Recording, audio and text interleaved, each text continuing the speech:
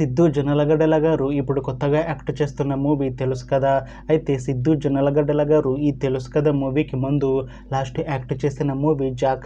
అయితే ఈ Jack movie ఈ మధ్య రిలీజ్ అయింది.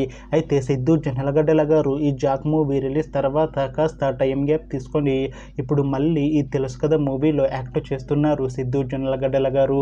చూడాలి సిద్ధు జొన్నలగడ్డల గారికి ఈ తెలుసు కదా మూవీతో కూడా ఒక మంచి హిట్ వస్తుందా లేదా అనేది మనం ఈ తెలుసు కదా మూవీ రిలీజ్ అయ్యాక చూడాలి. అయితే తెలుసు కదా మూవీలో హీరోయిన్ గా యాక్ట్ చేస్తున్నారు రాశిఖన్నా గారు.